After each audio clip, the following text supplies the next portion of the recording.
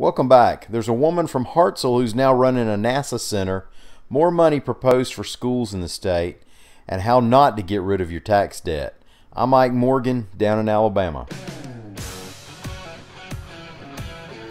Here's a cool story reported by Lee Roop. There's a new boss at NASA's Marshall Space Flight Center in Huntsville.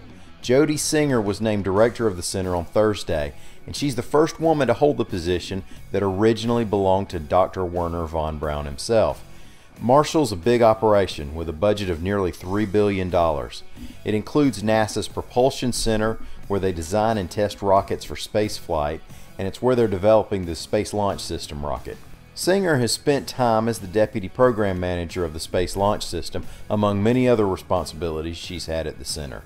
She first joined NASA in 1985. And like I said at the beginning, she's from Hartselle originally and has an industrial engineering degree from the University of Alabama at Tuscaloosa. Eric Mackey, who was appointed Alabama State Superintendent in April, is looking for an additional $158 million for the state's education budget, reports Tricia Powell-Crane. Most of that money would go towards school nurses, reducing class size for 4th through 6th grade, school security, and school operations.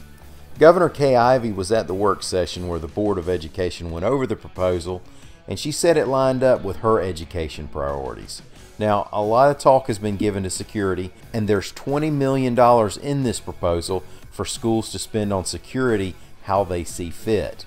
One thing, though, is that it won't be used to buy guns for the Century program, where administrators can keep a gun in a safe on campus if the school doesn't have an armed SRO. The reason for that is any weapons for the Century program, if used, must be paid for out of local tax money. Now, writing a bad check might buy you a few days' time, but it probably will also buy you a whole lot of trouble. And of all the people to write a bad check to, the IRS is probably the least likely to just let it slide.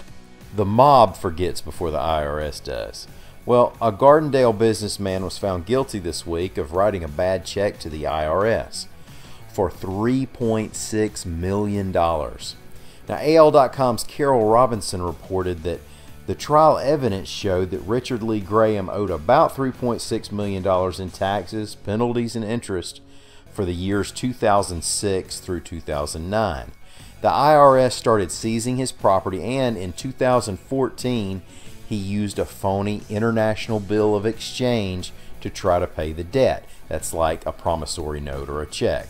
Now, they didn't break down how much of the $3.6 million was owed taxes and how much was interest and penalties. Willie Nelson will tell you the IRS knows what it's doing with all that too. But Graham now faces up to 25 years in prison and, of course, fines. Well, thank y'all for listening.